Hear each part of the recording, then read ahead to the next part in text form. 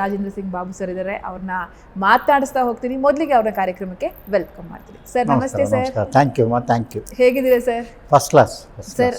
ಎಲ್ಲವೂ ಚೆನ್ನಾಗಿತ್ತು ಸರ್. ಒಂದು ಲೆವೆಲಿಗೆ ಏನೋ ಖುಷಿಯಾಗಿದ್ದೀನಿ ನಾನು ಅನ್ನೋ ಹಂತದಲ್ಲೇ ಮಗಳಿಗೆ ಒಂದು ಆಕ್ಸಿಡೆಂಟ್ ಆಗುತ್ತೆ. ಆ ಟೈಮು ನೀವು ಪಾಸ್ ಮಾಡಿದ್ದು ಹೇಗೆ ಸರ್? ಆ ಸಂದರ್ಭ ಹೇಗಿತ್ತು? ಅದು ನೋವಿನ ಕ್ಷಣ. ಇವತ್ತಿಗೂ ಕೂಡ ನನಗೆ ಗೊತ್ತಿರೋ ಹಾಗೆ ಹೆಣ್ಮಕ್ಳು ಯಾವತ್ತಿಗೂ ಕೂಡ ತಂದೆಗೆ ಅಟ್ಯಾಚ್ ಆಗಿರ್ತಾರೆ. ಸೊ ನಿಮ್ಮ ಮಗಳಂದರೆ ಬಹಳ ಪ್ರೀತಿ. ಆ ದಿನ ಹೇಗಿತ್ತು ಸರ್? ಅದು ತುಂಬ ಒಂದು ಟ್ರ್ಯಾಜಿಡಿ. ಒಂದು ಫೈನ್ ಮಾರ್ನಿಂಗು ಹಿಂದಿನ ದಿವಸ ರಾತ್ರಿ ನಾನು, ನನ್ನ ತಂಗಿ ಜೈ ಜಗದೀಶು, ಅವ್ರ ಮಕ್ಕಳು ಎಲ್ಲ ಜೈ ಜಗದೀಶ್ ಎಲ್ಡರ್ ಡಾಟರ್ದು ಬರ್ತ್ಡೇ ಪಾರ್ಟಿ ಯಲಹಂಕದ ಹತ್ರ ಒಂದು ಕ್ಲಬ್ಬಲ್ಲಿ ಮಾಡಿದರು. ಸೊ ನಾವು ಊಟ ಗೀಟ ಮಾಡಿಕೊಂಡು 12:30 ಹೊರಟುಬಿಟ್ವಿ. ಸರಿ, ಅವ್ರು ಬಂದರೆ ಅವರು ನಮ್ಮ ಮುನ್ನಿ ಮಕ್ಕಳು ನನ್ನ ಮಗಳಿಗೆ ತುಂಬ ಕ್ಲೋಸ್. ಅಂಕಲ್ ಇಲ್ಲ, ನಾವು ಕರ್ಕೊಂಬರ್ತೀವಿ ಬೆಳಗ್ಗೆ ಅಂಥೇಳಿ ಇದು ಮಾಡಿದ್ರು. ಬೆಳಗ್ಗೆ ಅಷ್ಟೊತ್ತಿಗೆ ನಾವು ಫೋನ್ ಬಂದಾಗ ಈ ಥರ ಆಕ್ಸಿಡೆಂಟ್ ಆಗಿದೆ ಅಂತ ಹೇಳಿದಾಗ ಫಸ್ಟು ನಮಗೆ ಗೊತ್ತಿರಲಿಲ್ಲ ಇಷ್ಟೊಂದು ಆಕ್ಸಿಡೆಂಟ್ ಆಗಿದೆ ಅಂತ. ನಾನು ಏನೋ ನಾರ್ಮಲ್ ಆಕ್ಸಿಡೆಂಟ್ ಆಗಿದೆ ಅನ್ಕೋಣ. ಅಲ್ಲಿ ಹೋದಾಗಲೇ ಡಾಕ್ಟ್ರ್ ಹೇಳಿದಾಗಲೇ ಗೊತ್ತಾಗಿದ್ದು ಈ ಥರ ಇಂಜುರಿ ಆಗಿದೆ, ಆಪ್ರೇಷನ್ ಮಾಡಬೇಕಂತ. ಅದು ಒಂದು ತುಂಬ ದೊಡ್ಡ ಎಫೆಕ್ಟ್ ಆಯಿತು ನಮಗೆ. ಏಕೆಂದರೆ ಏನೇ ಆಗಲಿ ಅವಳು ತುಂಬ ಆ್ಯಕ್ಟಿವ್. ಅವಳು ಬಿಗ್ ಬಾಸ್ಗೆ ಹೋಗಿದ್ಲು, ಸಿನಿಮಾ ಮಾಡಬೇಕು ಅಂತಿದ್ಲು, ಅಂಬರೀಷಂಗೆ ಹೋಗೆಲ್ಲ ಕತೆ ಹೇಳಿದ್ಲು. ಅಂಬರೀಷ ಏನೇ ನಿನ್ನ ಮಗಳಿಗೂ ಡೈರೆಕ್ಟ್ ಮಾಡುತ್ತೀರಾಳೆ ಅಂತೀನಿ ನನಗೆ ಅಂತ. ಹಾಗೆ ಇತ್ತು. ಅದು ಸಡನ್ನಾಗಿ ಒಂದು ಶಾಕ್ ಆಯಿತು. ಮತ್ತೆ ಮಗು ಆದರು ಸರ್ ಮನೆಗೆ. ಮತ್ತೆ ಮಗು ಥರನೇ ಇದ್ರು ಮನೆಯಲ್ಲಿ. ಆಗ ನೀವು ಇದ್ಲು ನಮಗೆ. ಈಗ ಶೀ ಈಸ್ ಆಲ್ ರೈಟ್ ಈಗ. ಬಟ್ ಅಲ್ಲಿ ಅದನ್ನು ನೋಡಬೇಕಲ್ಲ ಆ್ಯಸ್ ಎ ಫಾದರ್, ಅದೊಂಥರ ಪೇಯ್ನ್ಫುಲ್ಲೇ ನೋಡೋದಕ್ಕೆ. ಓಡಾಡ್ಕೊಂಡಿದ್ದವಳು ಸಡನ್ನಾಗಿ ಬೆಡ್ ರಿಡನ್ ಆಗಿ ಈಗ ಅವಳು ಸ್ವಲ್ಪ ಓಡಾಡ್ತಾ ಇದ್ದಾಳೆ. ಮೊದಲಾದ್ರೆ ಹೊರಗಡೆನೂ ಬರೋಕ್ಕೆ ಕಷ್ಟ ಆಗ್ತಿದೆ. ಇವಾಗೆಲ್ಲ ಗಿಜೆಕ್ಷನ್ಗೆಲ್ಲ ಬರ್ತಾಳೆ. ನಮ್ಮ ಜೊತೆಲೆಲ್ಲ ಎಲ್ಲರೂ ಹೋದ್ರೆ ನಾವು ಕರ್ಕೊಂಡು ಹೋಗ್ತೀವಿ. ಈಗ ಇಂಪ್ರೂವ್ ಆಗ್ತಾ ಇದ್ದಾಳೆ. ಸರ್, ರೇಖಾ ಅಂತ ಬಂದರೆ ಅವರು ಒಂಥರ ಎವರ್ ಗ್ರೀನ್ ಅಂತಲೇ ಹೇಳ್ಬೋದು. ಅವ್ರ ಜೊತೆ ಕೂಡ ನಿಮ್ಗೊಂದು ಒಳ್ಳೆ ಒಡನಾಟ ಇತ್ತು ಸರ್. ಅವ್ರ ಬಗ್ಗೆ ಮಾತಾಡೋದಾದರೆ ಸರ್? ನನಗೆ ರೇಖಾಗೆ ತುಂಬ ಫ್ರೆಂಡ್ಶಿಪ್ ಇತ್ತು. ನಾನು ಅವ್ರ ಗ್ರೇಟ್ ಫ್ಯಾನ್. ನನ್ನ ಪಿಕ್ಚರ್ಲಿ ದಿಲೀಪ್ ಕುಮಾರ್ ಜೊತೆನಲ್ಲಿ ಅವ್ರು ಆ್ಯಕ್ಟೇ ಮಾಡಿರಲಿಲ್ಲ. ಅವ್ರಿಗೂ ಭಾಳ ಆಸೆ ಇತ್ತು ದಿಲೀಪ್ ಕುಮಾರ್ ಜೊತೆ. ಯಾಕೆಂದರೆ ಪ್ರತಿಯೊಬ್ಬ ಬಾಂಬೆನಲ್ಲಿ ಆ್ಯಕ್ಟ್ರುಗಳಿಗೆ ದಿಲೀಪ್ ಕುಮಾರ್ ಜೊತೆಯಲ್ಲಿ ಒಂದು ಮಾಡಿದ್ರೆ ಅವ್ರ ಥರ ಒಂದು ಲೈಫ್ ಫುಲ್ ಆದಂಗೆ. ನಾನು ಹೋಗಿ ಕತೆ ಹೇಳಿದಾಗ ನನ್ನ ಕೈ ಹಿಡ್ಕೊಂಡು ಅಷ್ಟು ಇದು ಮಾಡಿಬಿಟ್ರು. ಎಂಥ ಒಳ್ಳೆ ಕ್ಯಾರೆಕ್ಟ್ರು, ನಾನು ಮಾಡ್ತೀನಿ ಅಂತೇಳಿ ನನಗೆ ಒಂದು ದಿವಸ ತೊಂದರೆ ಕೊಡಲಿಲ್ಲ. ದಿಲೀಪ್ ಕುಮಾರ್ 10 ಗಂಟೆಗೆ ಬರ್ತಾರೆ ಅಂದರೆ ಇವರು 9:30ಗೆ ರೆಡಿ ಇರ್ತಿದ್ರು.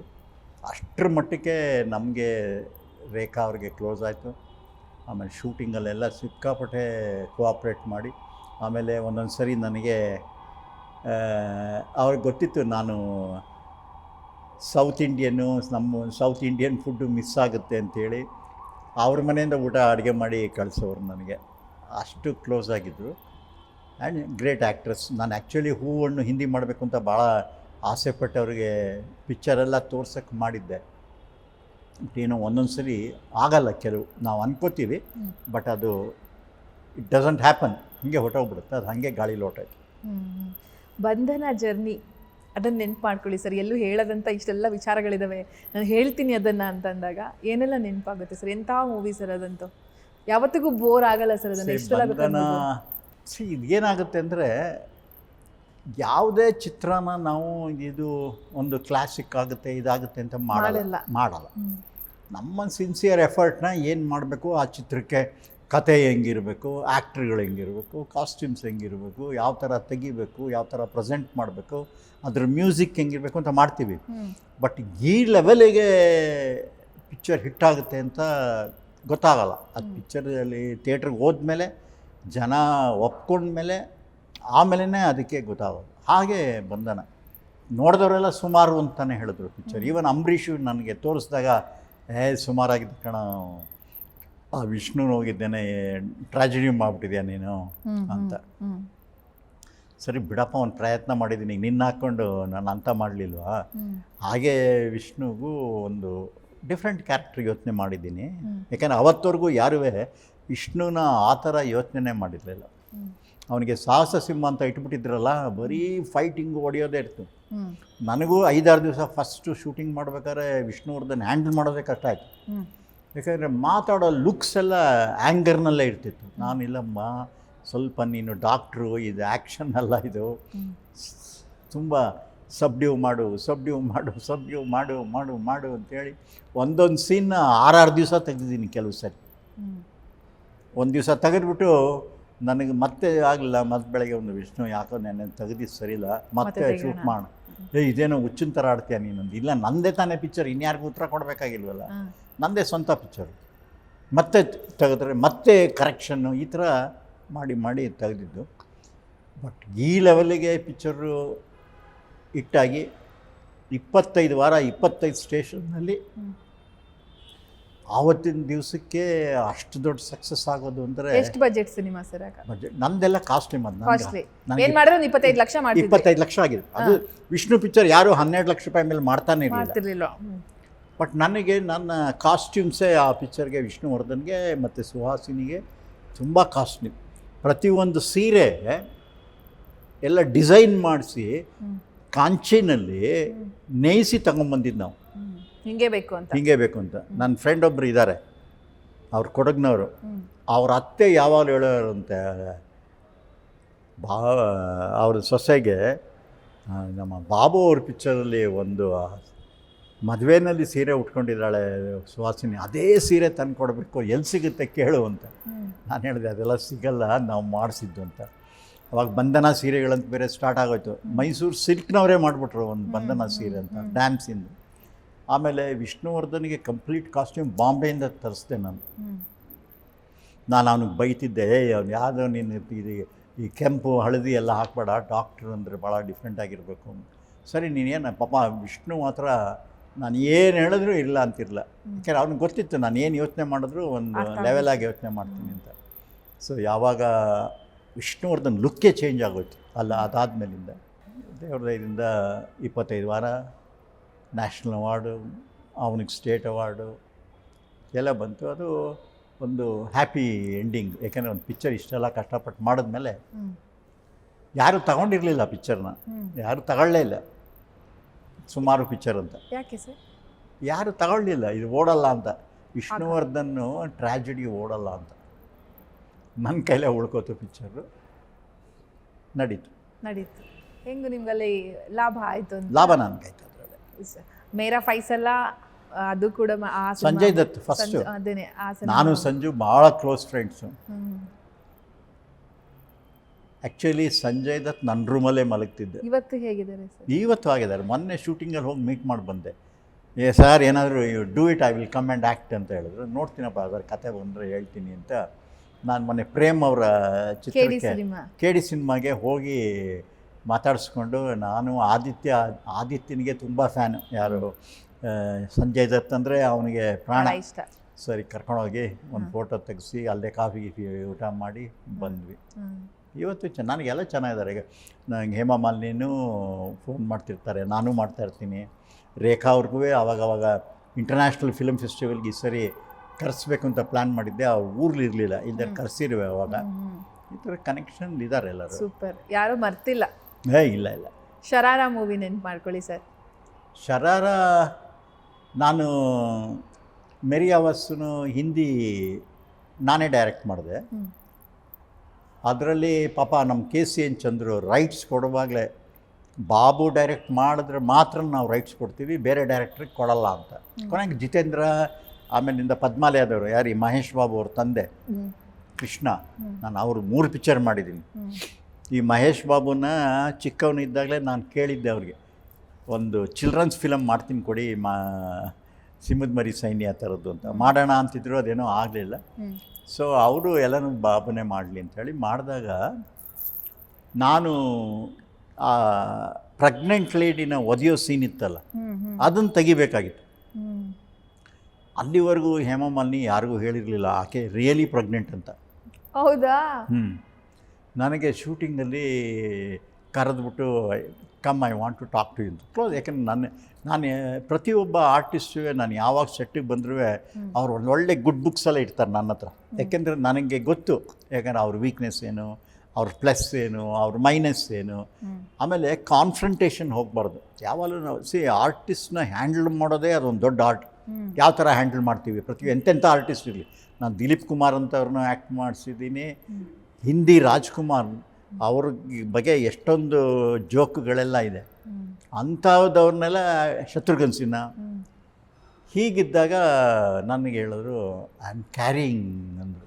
ನನಗೆ ಹಿಂಗಪ್ಪ ಆ ಸೀನ್ ಹಂಗೆ ತೆಗಿಲೇಬೇಕು, ಏಕೆಂದರೆ ಕನ್ನಡ ತೆಗೆದಿರೋದಕ್ಕಿಂತ ಜಾಸ್ತಿ ಇರಬೇಕು ಹಿಂದಿಗೆ ಅಂತ. ನಾನು ಹೇಳಿದೆ ಹೆಂಗೆ ಮೇಡಮ್ ನೋಡಿ ಇಷ್ಟು ಸೀನ್ ಇದೆ ಅಂತ ತೋರಿಸ್ದೆ, ಇಷ್ಟು ಶಾರ್ಟ್ಸ್ ತೆಗಿಲೇಬೇಕಲ್ಲ ಅಂತ. No you somehow manage. ಕೆಲವು ಕ್ಲೋಸಪ್ಸು ಅವು ಇವು ನಾನು ಕೊಡ್ತೀನಿ ಅಂತ. ಕೊನೆಗೆ ನಾನು ಯಾರಿಗೂ ಹೇಳಲಿಲ್ಲ.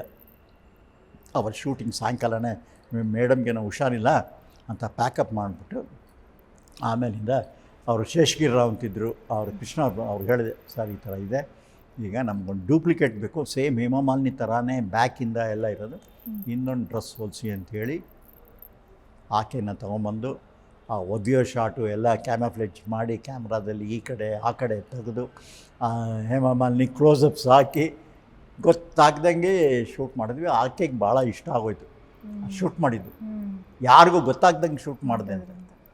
ಕೊನೆಗೆ ಒಂದು ದಿವಸ ನನ್ನ ಕೈನಲ್ಲಿ ನಾನು ಯಾವುದಾದ್ರು ಪುಸ್ತಕ ಓದ್ತಾ ಇರ್ತೀನಿ. ಸೆಕೆಂಡ್ ಲೇಡಿ ಅಂತ ಒಂದು ಇರ್ವಿಂಗ್ ವ್ಯಾಲೆಸ್ ಪುಸ್ತಕ ಓದ್ತಾ ಇದ್ದೆ. ಅವರು ಅದೇ ಓದ್ತಾಯಿದ್ರು. ಇಟ್ಸ್ ವೆರಿ ಇಂಟ್ರೆಸ್ಟಿಂಗ್ ಅಲ್ವ ಅಂದರೆ ಹೌದು ತುಂಬ ಚೆನ್ನಾಗಿದೆ. Why can't you make a film to me ಅಂದರು. ಓಕೆ ಮೇಡಮ್ ಅದಕ್ಕೆ ಅಂತೇಳಿ ನನ್ನ 2ನೇ ಫಿಲಮು ಹಿಂದಿ ನನಗೆ ಹೇಮಮಾಲಿನಿನೇ ಕೊಟ್ಟರು. ಶರಾರದಲ್ಲಿ ಹೇಮಮಾಲಿನಿ ಡ್ಯುಯಲ್ ರೋಲು, ರಾಜ್ಕುಮಾರ್, ಶತ್ರುಘ್ನ ಸಿನ್ಹಾ ಎಲ್ಲ ದೊಡ್ಡ ಇದು. Entire film was shot in Bangalore, Mysuru, Bombay ಮತ್ತು ಕಾಶ್ಮೀರಲ್ಲಿ. And it was a very good film. Super. Brahma Vishnu Maheshwara. Brahma Vishnu Maheshwara ಇವರು 3 ಜನ, ಅಂಬರೀಷ್, ಅನಂತ್ನಾಗ್ ಮತ್ತು ರವಿಚಂದ್ರನ್. ಅದು ನಾನು ಪ್ರೊಡ್ಯೂಸ್ ಮಾಡಿದೆ. ಅವ್ರ ಡೈರೆಕ್ಟ್ರು ಒಂದು ಕಂಡೀಷನ್ ಹೇಳಿದ್ರು, ಅವ್ರ ಹೆಸರು ಮರ್ತುಬಿಟ್ಟೆ. ಸರ್ ನೀವು ಸೆಟ್ಟಲ್ಲಿದ್ದರೆ ಮಾತ್ರ ನಾನು ಈ ಪಿಕ್ಚರ್ ಮಾಡ್ತೀನಿ, ಇವ್ರನ್ನೆಲ್ಲ ನಾನು ಹ್ಯಾಂಡಲ್ ಮಾಡೋಕ್ಕಾಗಲ್ಲ ಅಂತ. ಆಯ್ತಪ್ಪ ಅಂಥೇಳಿ ದಿನ ಬೆಳಗ್ಗೆ ಕಾರ್ ತೊಗೊಂಡು ನಾನು ಹೋಗುವೆ ಸ್ಪಾಟ್ಗೆ. ಇವರು 3 ಜನನ ಕರೆಸಿ ಅವ್ರಿಗೆ ಹ್ಯಾಂಡ್ ಓವರ್ ಮಾಡಿಬಿಟ್ಟು ಆಮೇಲೆ ನಾನು ಮನೆಗೆ ಹೋಗಿ ಸ್ನಾನ ಏನೋ ಮಾಡ್ಕೊಂಡು ಮಧ್ಯಾಹ್ನ ಊಟಕ್ಕೆ ಬರುವೆ. ಯಾಕಂದರೆ ರವಿಚಂದ್ರನ್ ಎಲ್ಲ they are very close friends. Ravi ತುಂಬ ಕ್ಲೋಸ್ ಫ್ರೆಂಡ್, ನನ್ನ ಚಿಕ್ಕನ್ನಿಂದ ರವಿ ಗೊತ್ತು. ಇನ್ನು ಅಂಬರೀಷ ಎಲ್ಲೋ ಹಿಂಗೆ ಇಲ್ಲಾಂದ್ರೆ 1 ನಿಮಿಷ ಹೋಗಿ ಬಂದುಬಿಡ್ತೀನಿ ಇನ್ನೊಂದು ಶೂಟಿಂಗ್ಗೆ ಅನ್ನೋ ಥರದಲ್ಲಿ. ಸೊ ಮಾಡಿದ್ವಿ. It was also a big hit. Yes sir. ಇಬ್ಬರೂ ಸ್ನೇಹಿತರು. ಒಂದು ಕಡೆ ವಿಷ್ಣುವರ್ಧನ್ ಸರು ಸ್ನೇಹಿತರು, ಒಟ್ಟಿಗಿದ್ದವರು. ಈ ಕಡೆ ಅಂಬರೀಷ್ ಸರ್ ಕೂಡ ಸ್ನೇಹಿತರು. ನಿಮ್ಮ ಕಣ್ಣ ಮುಂದೆ ಅವರಿಬ್ಬರೂ ಕೂಡ ಕಾಣೆ ಆಗ್ತಾರೆ ಇನ್ನಿಲ್ಲ ಅಂತ ಅಂದಾಗ ನೀವು ನಿಮಗಾದ ನೋವು, ಆ ಸಂದರ್ಭದಲ್ಲಿ ನೀವು ಇದ್ದಿದ್ದು ಹೇಗೆ? ಎರಡೂ ವಿಷ್ಣುವರ್ಧನ್ದಂತೂ ಹೇಳಿದ್ನಲ್ಲ, ಮೀಟ್ ಮಾಡೋ ಹೊರಟಿದ್ದೀನಿ ಬೆಳಗ್ಗೆ. ಹಾಗಾಯಿತು ಅಲ್ಲ, ಅದು ನನಗೆ ಇವತ್ತಿಗೂ ನಂಬಕ್ಕಾಗಲ್ಲ. ಈಗ ನನಗೇನು ಅನಿಸಿದೆ ಅಂದರೆ ವಿಷ್ಣುವರ್ಧನ್ ಅಂಬರೀಷ್ ಬದುಕಿದ್ದಾರೆ ಅನ್ನೋ ಒಂದು ಮೂಡಲ್ಲೇ ಇದ್ದೀನಿ ನಾನು. ಎಲ್ಲೋ ಯಾವುದೋ ಶೂಟಿಂಗಲ್ಲಿ ಇರ್ಬೋದು, ಇಲ್ಲ ಎಲ್ಲೋ ಮನೇಲಿ ಇರ್ಬೋದು, ವಿಷ್ಣು ಅಂಬರೀಷ್ ಎಲ್ಲೋ ಮನೇಲಿ ಇರ್ಬೋದು ಅನ್ನೋದೇ ಇದೆ. ನನಗಿನ್ನೂ ನಮ್ಮನ್ನು ಬಿಟ್ಟು ಹೋಗಿದ್ದಾರೆ ಅಂತ ಫೀಲಿಂಗು ಬಂದೇ ಇಲ್ಲ. ನೋಡಿದ್ದೀನಿ ನಾನು, ಏಕೆಂದರೆ ಇಬ್ಬರ ಕ್ರಿಮೇಷನ್ಗೂ ಹೋಗಿ ಅಂಬರೀಷಂತೂ 3 ದಿವಸ ಜೊತೆಲೇ ಇದ್ದೆ ನಾನು. ಸರ್ ಅವರು ಲಾಸ್ಟ್ ಯಾವಾಗ ಮಾತಾಡಿದ್ರಿ, ಏನು ಮಾತಾಡಿದ್ರಿ ಅಂತ? ಯಾಕಂದರೆ ನಮ್ಗೆ ಗೊತ್ತಿದ್ದಂಗೆ ಅವತ್ತು ಮಧ್ಯಾಹ್ನ ನಾವು ಫೋನೋದಲ್ಲಿ ಮಾತಾಡ್ಸಿದ್ದೀವಿ. ಅವತ್ತು ಮಂಡ್ಯದಲ್ಲಿ ಏನೋ ಒಂದು ದುರಂತ, ಬಸ್ ಏನೋ ಇದಕ್ಕೆ ಬಿದ್ದು ಅವತ್ತು ಬಸ್ ಬಿದ್ದಿದ್ದು. ಅದನ್ನು ಅವರು ನಾವು ಮೀಟ್ ಮಾಡಿದ್ದೇನು ಅಂದರೆ MB ಪಾಟೀಲ್ ಅವರ ಮನೆಯದು ಮದುವೆ ಇತ್ತು ಪ್ಯಾರಿಸ್ ಇದರಲ್ಲಿ. ಸರಿ, ಅಂಬರೀಷ ಇಲ್ಲೇ ಫ್ಲ್ಯಾಟಲ್ಲಿದ್ದ, ನಮ್ಮ ವಿನ್ಸೆಂಟ್ ಮೆನರ್ ಮಗಳ ಫ್ಲ್ಯಾಟಲ್ಲಿ. ನಾವು 24 ಗಂಟೆ ನಾನು ಅಲ್ಲೇ ಇರುವೆ. ಬಂದ್ಬಿಡೋ ಇಲ್ಲಿಂದ ನಾವು ಹೋಗೋಣ ಅಂಥೇಳಿ ನಾವು ಅಲ್ಲಿಂದನೇ ಹೋಗಿದ್ದು. ಮಧ್ಯಾಹ್ನ ಊಟ ಜೊತೆಗೆ ಮಾಡಿದ್ವಿ ಅಷ್ಟೇ. ನೆಕ್ಸ್ಟ್ 2 ಡೇಸ್ ಆದಮೇಲೆ ಅವನ್ನ ಹಾಸ್ಪಿಟ್ಲಲ್ಲೇ ನೋಡಿದ್ದು. ಅಂದರೆ ಅವ್ರಿಗೆ ಆರೋಗ್ಯವಾಗಿದ್ದರು, ಕೆಮ್ಮು ಒಂದಿತ್ತು ಅಂತ ಕೇಳ್ಪಟ್ಟು ಇತ್ತು. ಈ ಅಲ್ಲಿ ಸಿಂಗಾಪುರ್ಗೆ ಹೋಗಿ ಬಂದಮೇಲೆ ಹಿ ವಾಸ್ ಆಲ್ ರೈಟ್. ಏನೋ ಅವನ ಫಿಲಾಸಫಿನೇ ಬೇರೆ ಇತ್ತು. ಅವನ ಫಿಲಾಸಫಿ ಏನು ಈ ಹಾಸ್ಪಿಟ್ಲು ಮೆಡಿಸಿನ್ ಎಲ್ಲ ಇರೋಷ್ಟು ದಿವಸ ಜಾಲಿಯಾಗಿರಬೇಕು ಅನ್ನೋದೇ ಅವನು. ಕೇರ್ ಮಾಡ್ತಿರಲಿಲ್ಲ ಯಾವುದಕ್ಕೂ. ಅವನದೇ ಒಂದು ಸಿದ್ಧಾಂತ, ಅವನದೇ ಲೈಫಿನ ಬಟ್ ಪ್ರಿನ್ಸಿಪಲ್. ಆ ಥರ ವ್ಯಕ್ತಿತ್ವ ಹುಟ್ಟು ಬರೋದಕ್ಕೆ ಸಾಧ್ಯ ಇಲ್ಲ. ಒನ್ ಆ್ಯಂಡ್ ಓನ್ಲಿ ಈಗಿರೋರೆಲ್ಲ ಒಂಥರ ಕವರ್ಡ್ಸ್, ಲೈಫ್ಗೆ ಹೆದರ್ತಾರೆ. ಅವನು ಕೇರೇ ಮಾಡ್ತಿರ್ಲಿಲ್ಲ. ಈಗೆಲ್ಲ ಈಗಿನ ಜನ್ರೇಷನ್ಗೂ ಆ ಜನ್ರೇಷನ್ಗೂ ವಿಷ್ಣುವರ್ಧನ್ ಆದರೂ ಸ್ವಲ್ಪ ಸ್ಟ್ರಿಕ್ಟು, ಯೋಗ, ಊಟ, ತಿಂಡಿ ಎಲ್ಲನೂ. ಅಂಬರೀಷ್ ಅದೆಲ್ಲ ಕೇರೆ ಮಾಡ್ತಿಲ್ಲ, ಎಲ್ಲದಕ್ಕೂ ಸೈ. ನೀವೇನು ಹೇಳ್ತಿರ್ಲಿಲ್ವಾ, ಬುದ್ಧಿ ಹೇಳ್ತಿರ್ಲಿಲ್ವಾ? ಹೇಗೆ ಯಾರ ಮಾತು ಕೇಳಲ್ಲ ಅಂಬರೀಷ್, ಯಾರ ಮಾತು ಕೇಳ್ತಿರ್ಲಿಲ್ಲ. ಎಣ್ಣೆ ಎಲ್ಲ ಹೊಡೆದಾಗ ಹೆಂಗಿರ್ತಿದ್ರು? ನನ್ನ ಬೈತಿದ್ದ, ಕುಡಿಯೋ ಯಾಕೋ ಕುಡಿಯಲ್ಲ ಅಂತ. ಇಲ್ಲಪ್ಪ ನನ್ನ ಕೈಲಿ ಆಗೋದಿಲ್ಲ, ನನ್ನ ಕೆಪಾಸಿಟಿ ಅಷ್ಟೇನಂತ. ಇರಲಿ ನನಗೋಸ್ಕರ ಒಂದು, ನೀವು ನಂಬಿದ್ರೆ ನಂಬಿ, ಬಿಟ್ಟರೆ ಬಿಡಿ, JP ನಗರದಿಂದ ದಿನ ರಾತ್ರಿ 3 ಗಂಟೆಗೆ ನಾನು ಡ್ರೈವ್ ಮಾಡ್ಕೊಂಬರ್ವೆ. ಯಾಕೆ ಸರ್? ಈಗ ಅಂಬರೀಷನ ಜೊತೆ ಹಿಂಗೆ ಅವನ ಜೊತೆ ಬಿಡ್ತಿರ್ಲಿಲ್ಲ. ಓಕೆ ಕೂತ್ಕೋ ಅಂಥೇಳಿ, ಊಟ ಅಲ್ಲಿಂದ ಚಿಕನ್ ಬರ್ತಾಯಿದೆ, ಇಲ್ಲಿಂದ ಕೈಮಾ ಬರ್ತಾಯಿದೆ, ಕೂತ್ಕೊ ಅಂತ. ನಾನು ಇಸ್ಪೀಟ್ ಆಡ್ತಿರ್ಲಿಲ್ಲ. ಅಂಬರೀಷ್ ಚೆನ್ನಾಗಿ ಕಾರ್ಡ್ಸ್ ಆಡೋದು, ನನಗೆ ಆ ಕಾರ್ಡ್ಸು ಸಿಗರೇಟ್ ಎರಡೂ ಬರಲೇ ಇಲ್ಲ. ಇನ್ನೇನು ಮಾಡ್ತೀರಾ, ಒಂದು ಸ್ನೇಹದಲ್ಲಿ ಕೆಲವು ಸರಿ ಕಟ್ ಬಿದ್ದು ಇರೋದು. 3 ಗಂಟೆಗೆ ಬರುವೆ ನಾನು ಅಲ್ಲಿಂದ ಡ್ರೈವ್ ಮಾಡ್ಕೊಂಡು ಮನೆಗೆ. ಮತ್ತು ಬೆಳಿಗ್ಗೆ ಫೋನು, ಬೆಳಿಗ್ಗೆ ಫಸ್ಟ್ ಕ್ಲಾಸಾಗಿ ದೋಸೆನೂ ಕೈಮಾ ಬಂದುಬಿಟ್ಟಿದೆ, ಬಂದ್ಬಿಡು. ಇಲ್ಲಪ್ಪ ನಾನು ರಾತ್ರಿ ಬರ್ತೀನಿ ಅಂತ. ಬಟ್ ಆ ಥರ ಕ್ಯಾರೆಕ್ಟರ್ಸ್ ಎಲ್ಲ ಇವಾಗಿಲ್ಲ. ಅವರೆಲ್ಲ ದೇವರ್ ಟ್ರೂ. ಈಗೆಲ್ಲ ಬರೀ ಬೂಟಾಟಿಗೆ, ನಾಟಕ ಇಲ್ಲ ಅವ್ರ ಹತ್ರ. ಈಗೆಲ್ಲ ಬರೀ ನಾಟಕ. ಈಗ ಯಾರನ್ನ ಅಂತ ನಾವು ಇದೇ ಅಳಿಯೋಕ್ಕೆ ಆಗಲ್ಲ. ಬಟ್ ಅಂಬರೀಷ್, ವಿಷ್ಣುವರ್ಧನ್ ಎಲ್ಲ, ಇನ್ಕ್ಲೂಡಿಂಗ್ ರಾಜ್ಕುಮಾರ್ ಅವರು ಏನು ಒಂಥರ. ಆ್ಯಕ್ಚುಲಿ ನಾನು ಅವ್ರ ಸಾಯಕ್ಕೆ 1 ತಿಂಗಳು ಮೊದಲು ನಾನು ರಾಕ್ಲೈನ್ ವೆಂಕಟೇಶ್ ಇಬ್ಬರೂ ಹೋಗಿದ್ವಿ ಏನೋ ಒಂದು ಕೆಲಸಕ್ಕೆ. ಆ್ಯಕ್ಚುಲಿ ನಾನೊಂದು ಪಿಕ್ಚರ್ ಮಾಡಬೇಕಾಗಿತ್ತು, ರಾಜ್ಕುಮಾರ್, ಶಿವರಾಜ್ಕುಮಾರ್. ರಾಕ್ಲೈನ್ ಪ್ರೊಡ್ಯೂಸರು, ನಾನು ಡೈರೆಕ್ಟ್ರು. ಕತೆ ಎಲ್ಲ ರೆಡಿ ಮಾಡಿ ಅವ್ರ ಹತ್ರಕ್ಕೆ ಬಂದಿದ್ವಿ, ಎಲ್ಲ ಆಗಿತ್ತು. ಅಷ್ಟೊತ್ತಿಗೆ ಈ ವೀರಪ್ಪನ ಗಲಾಟೆ ಆಗಿ ಅದು ಬ್ಲಾಕ್ ಆಗೋದು. ಅಷ್ಟೊತ್ತಿಗೆ ಅವ್ರ ಹೆಲ್ತು ಇದು ಕಾಲ್ದೆಲ್ಲ ಇದಾಗಿತ್ತು. ಮನೆಯಿಂದ ಹೊರಗಡೆ ಬರುವಾಗ ನಿಂತ್ಕೊಳ್ಳಿ ಅಂತ ಹೇಳಿದ್ರು ರಾಜ್ಕುಮಾರ್. ನಿಂತ್ಕೊಂಡ್ಮೇಲೆ ತಪ್ಪಿಕೊಂಡ್ರು. ನನ್ನ ಆದಮೇಲೆ ರಾಕ್ಲೈನ್ ಅವ್ರನ್ನ ತಪ್ಪಿಕೊಂಡ್ರು. ನಮಗೊಂಥರ ಎಮೋಷನ್ ಆಯಿತು. ಅವ್ರು ಹೇಳಿದ್ರು, ಒಂದೊಂದು ಸರಿ ಆತ್ಮಗಳ ಮಿಲನ ಆಗಬೇಕು, ಇದೇನೋ ನಿಮ್ಮನ್ನು ಕಂಡ್ರೆ ನನಗೆ ಆಸೆ ಅಂತ ಅಷ್ಟೊತ್ತು ತಪ್ಕೊಂಡಿದ್ರು. ಆಮೇಲೆ ಹೋಗ್ತಿದ್ದಾರನ್ನ, ಬನ್ನಿ ಇವತ್ತು ಕೋಳಿ ಸಾರು ಮುದ್ದೆ ಇದೆ, ಊಟ ಮಾಡ್ಕೊಂಡು ಹೋಗಿ ಅಂತ. ಅದೇ ಲಾಸ್ಟ್ ನಾವು ಅವರು ನೋಡಿದ್ದು. ಆಮೇಲಿಂದ ಹಾಸ್ಪಿಟಲ್ದು ಅಷ್ಟೇ. ಆ ಥರ ಅಷ್ಟು ಒಂಥರ ಟ್ರೂತ್ ಇತ್ತು ಆ ಫ್ರೆಂಡ್ಶಿಪ್ಪಲ್ಲೆಲ್ಲ. ವಿಷ್ಣುನೂ ಅಷ್ಟೇ. ಯಾವ ಥರದ, ನನ್ನ ಹತ್ರ ಮಾತ್ರ ವಿಷ್ಣು ಇದ್ದಂಗೆ ಹೇಳೋದು, ಯಾವುದೇ ಪರ್ಸ್ನಲ್ ಪ್ರಾಬ್ಲಮ್ ಇದ್ದರೂ ಡಿಸ್ಕಸ್ ಮಾಡೋದು, ಪ್ರತಿಯೊಂದು ಇತ್ತು. ಅದರಲ್ಲಿ ಅವರೆಲ್ಲ ಒಂಥರ ಕನ್ನಡ ಚಿತ್ರರಂಗದಲ್ಲಿ ಧ್ರುವ ತಾರೆಗಳೇ. ಸರ್, ನೋಡೋದಕ್ಕೆ ತುಂಬ ಅಂದ ಚಂದ ನಿಮಗೆ. ಈಗಲಾಗಲೇ ಹೇಳ್ತಿದ್ದೆ ಸರ್, ನಿಮ್ಗೆ 73 37 ಥರ ಇದ್ದೀರಾ ಅಂತ ಹೇಳಿ. ನಿಮ್ಮನ್ನು ಓಡಾಡೋದಕ್ಕೆ ಬಿಡ್ತಾ ಇದ್ರಾ ಹೆಣ್ಮಕ್ಳು, ನಟಿಯರು? ಪ್ರಪೋಸ್ ಮಾಡ್ತಿರ್ಲಿಲ್ವಾ ನಿಮಗೆ? ಕ್ರಶ್ ಅಂತ ಆಗ್ತಿರ್ಲಿಲ್ಲ? ಆ ಥರ ಏನಿಲ್ಲ. ನಾನು ನನ್ನ ಕೆಲಸದಲ್ಲೇ ಆಗ್ಬಿಡ್ತಿದ್ದೆ. ಆದರೂ ಕೂಡ ನನಗೆ ಯಾವ ಮೈಂಡು ಆ ಕಡೆಗೆ ಹೋಗ್ತಾನೆ ಇರಲಿಲ್ಲ. ಏನಾಗುತ್ತೆ, ಒಬ್ಬ ಡೈರೆಕ್ಟ್ರ್ ಅಂದ ತಕ್ಷಣವೇ ಒಂದು ಸೀನ್ ತೆಗಿತೀವಿ, ಆ ಸೀನಿನ ಡೈಲಾಗ್ ನೋಡ್ತಾ ಇರೋದು. ಈ ಡೈಲಾಗ್ ಸರಿ ಇದೆಯಾ ಇಲ್ವಾ, ಶಾರ್ಟ್ ಸರಿ ಇದೆಯಾ, ಕಾಸ್ಟ್ಯೂಮ್ ಸರಿ ಇದೆಯಾ ಇಲ್ವಾ, ಆ್ಯಂಗಲ್ ಕರೆಕ್ಟಾಗಿದೆಯಾ, ನೀವು ಮಾಡ್ತಿರೋ ಪರ್ಫಾರ್ಮೆನ್ಸ್ ಕರೆಕ್ಟಾಗಿದೆಯಾ, ಇಲ್ಲ ಏನಾದರೂ ಪರ್ಫಾರ್ಮೆನ್ಸಿಗೆ ಬೇಕಾ, ಅಲ್ಲಿ ಲೊಕೇಶನ್ ಕರೆಕ್ಟಾಗಿ ಸೂಟ್ ಆಗಿದೆಯಾ, ಈ ಥರದ್ರಲ್ಲೇ ಮೈಂಡ್ ಹೋಗೋದ್ರಿಂದ ಬೇರೆ ಕಡೆ ಎಲ್ಲೂ ಮೈಂಡು ಹೋಗ್ತಾನೆ ಇರಲಿಲ್ಲ. ಆಮೇಲೆ ನಾವು ಮಾಡ್ತಾಯಿದ್ದಿದ್ದು ಪಿಕ್ಚರೆಲ್ಲ ಒರಿಜಿನಲ್ ಪಿಕ್ಚರ್, ಯಾವುದು ರೀಮೇಕ್ ಮಾಡ್ತಿರಲಿಲ್ಲ. ನಾನು ರೀಮೇಕ್ ಮಾಡಲೇ ಇಲ್ಲ. ಆದ್ದರಿಂದ ಒರಿಜಿನಲ್ ಮಾಡುವಾಗ ಪ್ರತಿಯೊಂದು ಒರಿಜಿನಲ್ ಆಗೇ ಬರಬೇಕಲ್ಲ, ಅದರ ಕೃಷಿನೇ ಬೇರೆ. ಹೀಗಾಗಿ ಅತ್ಲ ಕಡೆ ಏನು ಮೈಂಡ್ ಅತ್ಲ ಕಡೆ ಹೋಗ್ತಿರ್ಲಿಲ್ಲ ನನಗೆ. ಆದರೂ ನೀವು ಹೋಗ್ತಿರ್ಲಿಲ್ಲ, ಬೇರೆಯವ್ರು ಯಾರು ನಿಮ್ಗೆ ಪ್ರಪೋಸ್ ಮಾಡ್ತಿರ್ಲಿಲ್ಲ? ಇದ್ರು ಅದನ್ನ ನಾನು ಕೇಳಿದ್ದೆ ಸರ್. ಇದ್ರು ಇದ್ದಾಗ ಡೈರೆಕ್ಟ್ರೇ ನಿಮ್ಮ ಮೇಲೆ ಲವ್ ಆಗಿದೆ ಅಂತ? ಇಲ್ಲ, ಆ ಥರ ಲವ್ಗೆ ಏನಿರಲಿಲ್ಲ. ನಾನು ನೋಡಿದ್ರೆ ಇಷ್ಟ ಅಂತ. ಲಕ್ಷ್ಮಿ ಆಗ್ಬೋದು, ಸುಹಾಸಿನಿ ಆಗ್ಬೋದು, ಜಯಪ್ರದ, ಎಲ್ಲರೂ ತುಂಬಾ ನನಗೆ ಕ್ಲೋಸ್ ಆಗಿದ್ರು. ಆಮೇಲಿಂದ ನಾನು ಅಂದರೆ ನಿಮಗೆ ಯಾರ ಮೇಲೆ ಇಷ್ಟ ಆಯಿತು? ನನಗೆಲ್ಲರೂ, ಬಿಕಾಸ್ ನನ್ನ ಹೀರೋಯಿನ್ಸ್ ಎಲ್ಲ ಟಾಪ್ ಹೀರೋಯಿನ್ಸ್. ಹೇಮಾ ಮಾಲಿನಿ, ರೇಖಾ, ಜಯಪ್ರದ, ಸುಹಾಸಿನಿ, ಲಕ್ಷ್ಮಿ, ಆಮೇಲಿಂದ ನಿಮ್ಗೆ ಲವ್ ಅಂತ ಆಗಿದ್ದು ಸರ್? ಇಲ್ಲ, ಲವ್ ಅಂತೇನಿಲ್ಲ. ಇಷ್ಟ ನನಗೆ ಅಂತ ಇಲ್ಲ, ನನಗೆಲ್ಲರೂ ಆ್ಯಕ್ಟರ್ಸು ಎಲ್ಲರೂ ಇಷ್ಟ ತುಂಬ. ಯಾಕೆಂದರೆ ಈ ಅಪಾರ್ಟ್ ಫ್ರಮ್ ಶೂಟಿಂಗಲ್ಲಿ ಕ್ಯಾಮ್ರಾ ಮುಂದೆ ಸೆಟ್ಟೆಲ್ಲ ಆದಮೇಲಿಂದ ನಮ್ಮ ಈಗ ಲಕ್ಷ್ಮಿ, ನಾನು, ಅಂಬರೀಷ್ ಎಲ್ಲ ಅಷ್ಟು ಜೊತೆಲಿ ಇರ್ತಿದ್ವಿ. ಸೊ ಈಗ ಒಂದು ಪಿಕ್ಚರ್ ಗಂಡು ಬೇರುಂಡ ಅಂತ ಮಾಡಿದ್ವಿ, ಅದಕ್ಕೆ ಟೆಂಟ್ಗಳು ಹಾಕಿಟ್ಟಿದ್ವಿ, ಟೆಂಟಲ್ಲೇ ಇರ್ತಿದ್ವಿ ಅಲ್ಲಿ, ರೂಮ್ಗಳೆಲ್ಲ ಕದ್ರಾ ಫಾರೆಸ್ಟ್ ಅಂತ ಒಂದು ನದಿ ದಡದಲ್ಲಿ ಹಾಕ್ಬಿಟ್ಟಿದ್ವಿ. ದಿನ ಶೂಟಿಂಗ್ ಮುಗಿಸ್ಕೊಂಬಂದು ನಾವು 10 ಜನನೂ ಸ್ನಾನಕ್ಕೆ ಹೋಗ್ತಾ ಇದ್ವಿ ಅಲ್ಲೇ. ಹೌದಾ? ನಾನು, ಅಂಬರೀಷ್ ಪುರಿ, ಲಕ್ಷ್ಮಿ ಎಲ್ಲ. ಈ ಅಂಬರೀಷ ಸೋಪ್ ಕದ್ಬಿಡೋದು, ಸೋಪ್ ಇಲ್ದಂಗೆ ಮಾಡಿಬಿಡೋದು. ಆಮೇಲೆ ಸರ್ ಲಕ್ಷ್ಮಿ ನಮಗೆ ರಿಕ್ವೆಸ್ಟ್ ಮಾಡೋದು, ಬಾಬು ಏನಾದ್ರು ಒಂದು ಸೋಪ್ ತಂದ್ಕೊಡಿ, ಅಂಬರೀಷ ಸೋಪ್ ಎತ್ಕೊಂಡು ಹೋಗ್ಬಿಟ್ಟಿದ್ದಾನೆ ಅಂತ. ಈ ಥರದ್ದೆಲ್ಲ ಒಂದು very good moments we have spend.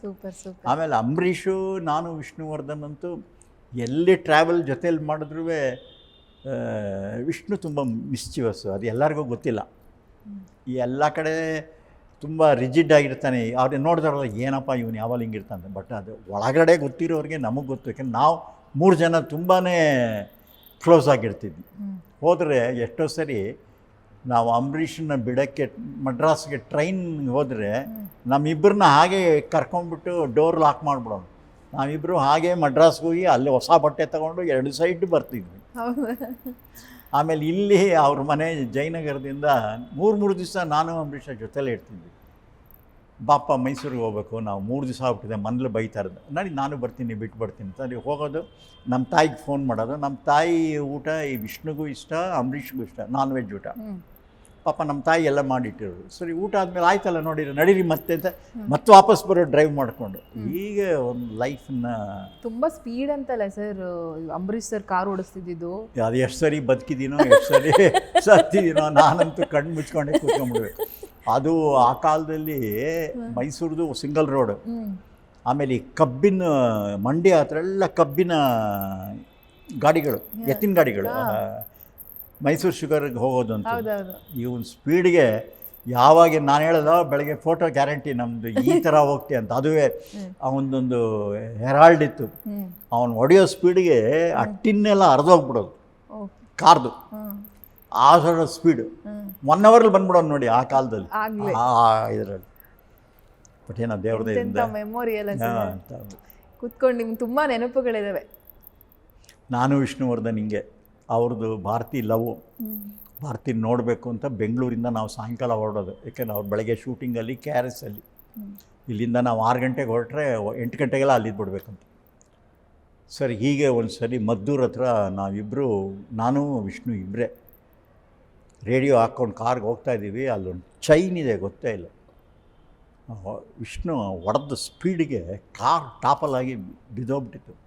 ಕೊನೆಗೆ ಏನಾಗಲಿಲ್ಲ ಪುಣ್ಯಕ್ಕೆ, ನಾವಿಬ್ಬರು ಎದ್ದು ಮತ್ತೆ ಕಾರ್ ಡ್ರೈವ್ ಮಾಡ್ಕೊಂಡು ಮತ್ತೆ ಹೊರಟ್ವಿ. ತುಂಬ ನೆನಪಿದೆ ಸರ್. ಕೃಷ್ಣ ನೀ ಬೇಗನೆ ಬಾರೋ, ಮಂತ್ರಾಲಯ ಎಲ್ಲ ಸಿಲ್ವರ್ ಜೂಬ್ಲಿ ಪಿಕ್ಚರ್ಸ್. ಸೇ ನಾನು ಮಾಡೋ ಪಿಕ್ಚರ್ಗಳಲ್ಲಿ ಯಾವುದಾದ್ರೂ ಒಂದು ಥೀಮು, ಮೆಸೇಜು. ಸೇ ಮನೆ ಮಂತ್ರಾಲಯ ಅಂಥ ಒಂದು ಸಕ್ಸಸ್ಫುಲ್ ಪಿಕ್ಚರು ನನಗೆ ಪಾರ್ವತಮ್ಮನವ್ರು ಫೋನ್ ಮಾಡಿ ಹೇಳೋರು. ಅವ್ರದ್ದು ಆನಂದ್ ರಿಲೀಸ್ ಆಗಿತ್ತು. ಈ ಥಿಯೇಟ್ರ್ಗಳಲ್ಲಿ ಸಕ್ಸಸ್ಫುಲ್ ಪಿಕ್ಚರ್ ಒಬ್ರು ಹಾಕಿದ್ರೆ ಮುಂದಿನ ಥಿಯೇಟ್ರವ್ರಿಗೆ ಇನ್ನೊಂದು ಸಕ್ಸಸ್ಫುಲ್ ಪಿಕ್ಚರ್ ಹಾಕೋರು. ಆನಂದ್ ಇಲ್ಲಿ ಹಾಕಿದ್ರೆ ನಮ್ಮ ಮುಂದುಗಡೆ ಮನೆ ಮಂತ್ರಾಲಯ ಹಾಕೋರು.